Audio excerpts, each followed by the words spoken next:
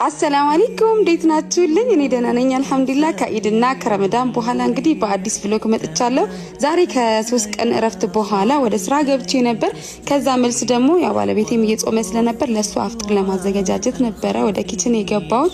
በዛውም ለልጆቼ መክሰስ ለመስራት ብዬ እናንተ ከስራ ከገባችሁ በኋላ ምን ትሰራላችሁ? ያው እኔ እንደተለመደው ሁሌም ቢሆን ለልጆቼ መክሰስ እሰራለሁ፣ ራት መስራት ካለብኝ ደግሞ እሰራለሁ ማለት ነው። አፍጥርን በዚህ መልኩ እያዘጋጀው ልጆቼ ከታች ሆነው ጭቅጭቅ እያደረጉ ከነሱ ጋር ኪችን ውስጥ እየተዳረኩኝም ቢሆን አፍጥሩን አዘጋጃጀው የሚያስፈልገውን ነገር ሁሉ የዘንድሮ ረመዳን መቼም ገባ ከማለታችን እንዳለቀ እናቃለንና ከኢባዳችን ሁላችንም አንዘናጋ ብዬ ላስታውሳችሁ ወዳለሁ።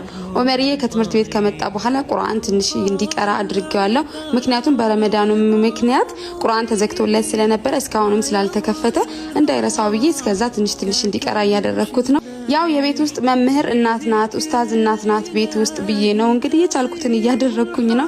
ልጆቼ በዲናቸውም በትምህርቱ በሁሉም ጎበዝ ቢሆኑልኝ ደስ ይለኛል። ይሄ የሁሉም እናት ምኞት ነውና የቻልነውን ያህል እናግዛቸው። ልጆቻችን ህፃናት ስለሆኑ ጎበዝ ናቸው፣ የሰጠናቸውን ሁሉ ይቀበላሉ።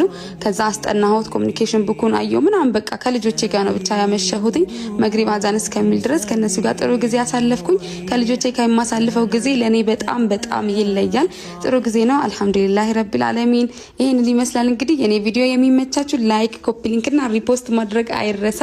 ካሁን በኋላ በተለያዩ ቭሎጎች በየቀኑ ለመምጣት እሞክራለሁ። ምክንያቱም እናንተም ስለምትወዱኝ አልጠፋባችሁም ብዬ እሞክራለሁ ኢንሻአላህ። ቻው ቻው።